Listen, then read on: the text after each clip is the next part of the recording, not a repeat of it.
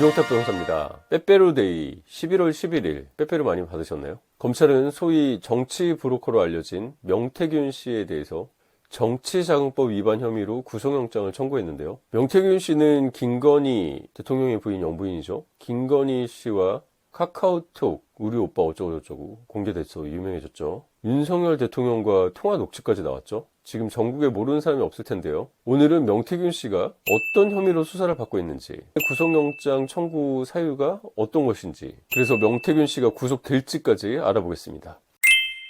명 씨는 정치자금법 위반 혐의로 수사를 받고 있었다고 말씀드렸는데요. 공직선거에서 특정인을 추천하면서 공천이죠. 공적인 선출 해주는 걸 말하는 거잖아요. 정치 자금을 주거나 받으면 정치자금법 위반으로 형사처벌 대상이 됩니다. 명 씨는 이 공천 대가로 정치 자금을 받았다고 의심을 받고 있는데요. 구체적으로 김영선 전 국민의힘 국회의원과 지방선거 출마자 2명한테 공천 대가로 돈을 받았다는 의혹입니다. 명 씨는 자신은 1원도 안 받았다 이렇게 주장하고 있죠. 하지만 김영선 전 의원의 회계 책임자였던 강혜경 씨가 김영선 전 국회의원의 세비의 딱 반띵이라고 하죠. 반을 명 씨에게 전달했다는 것이 검찰의 지금까지 수사 결과입니다. 그리고 지난 2021년 지방선거 예비 후보자였던 한 명은 고령 군수, 한 명은 대구시 의원, 이 선거 출마를 준비 중이었던 이 예비후보 2명에게 2억 4천만 원을 받았다고 하는데요. 본인이 직접 받은 게 아니라 미래의 한국연구소, 한국의 미래를 연구하긴 하나요? 여기로 돈을 받았다는 혐의도 받고 있습니다. 이 두 예비 후보는 돈을 줬는데도 공천을 못 받았고 이후에 돈 일부를 돌려받았다고 하는데요. 이 미래한국연구소는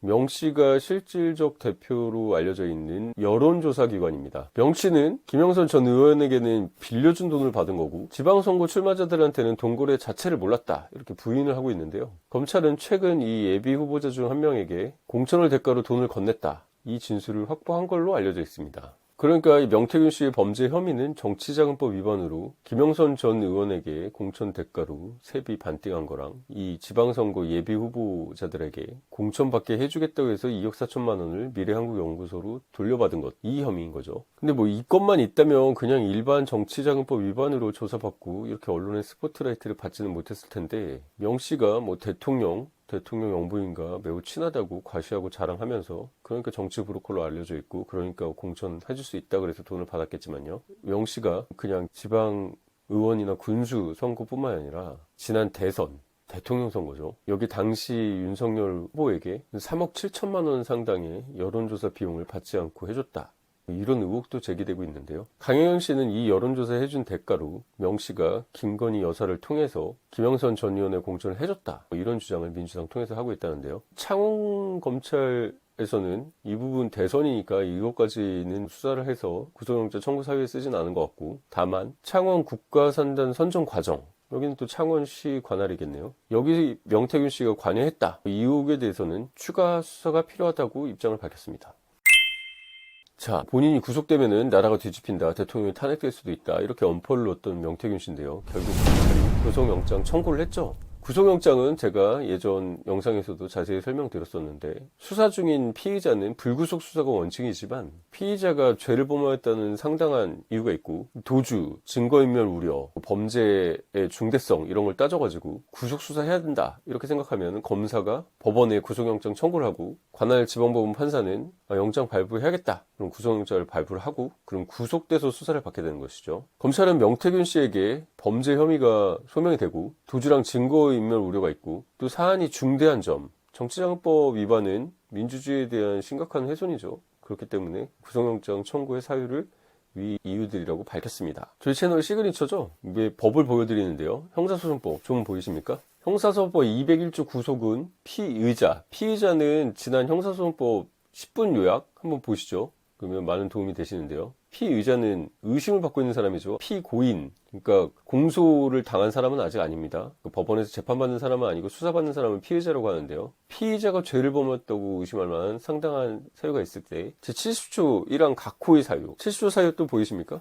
이거는 법원에서 법정구속인데 준용돼서 쓰고 있죠. 수사할 때 구속영장 칠 때도요. 첫 번째가 일정한 주거가 없을 때입니다. 두 번째 증거인멸 우려, 세 번째 도망하거나 도망갈 염려, 그리고 추가된 조문으로 범죄의 중대성, 재범의 위협성, 피해자 및 중요 참고인에 대한 유해 우려 등을 고려해가지고 영장을 발부하게 되겠죠. 불구속 수사가 원칙이지만 이렇게 증거인멸 우려가 있고 도주 우려가 있고 범죄가 중대했을 때는 구속 수사를 합니다. 대표적으로 전에 이거 올렸었죠. 김호중, 트로트 가수 김호중 씨 구속돼서 수사되고 지금 재판에 넘겨졌죠. 그때 증거인멸 시도 때문에 그렇게 된 거라고 제가 말씀드렸었는데요. 정리하면 피해자에 대한 구속사유는 범죄 혐의의 상당성이 있고, 그러니까 구속됐다는 거는 범죄했다고 의심될 만한 사정이 있다고 영장 전담 판사님이 판단을 하신 겁니다. 그리고 주거가 일정하지 않고 없을 때 명씨는 주거는 있겠죠. 증거를 인멸할 우려, 명씨의 경우 증거인멸 우려가 있는지 한번 살펴보겠습니다. 도망 도주의 우려가 있을 때, 이럴 때 도주해버리면 수사를 못하잖아요. 그래서 구속영장을 청구하고 구속영장 발부가 되는데요. 명씨에게 구속 사유가 있을까요? 명태균 씨는 지금도 공개적으로 언론과 만나고 일정한 주거는 있어 보이지만 핵심적으로 증거인멸 우려가 있죠. 명태균 씨는 검찰 소환 전에 핵심 증거인 녹취돼 있는 휴대폰이 열리지가 않아가지고 그냥 버렸다, 이런 식으로 진술하고 있었는데요. 처음에는 아버지 산소에 묻었다고 하다가 다 불태워버렸다고 했다가 지난 검찰 조사에서는 처남에게 휴대폰 3개나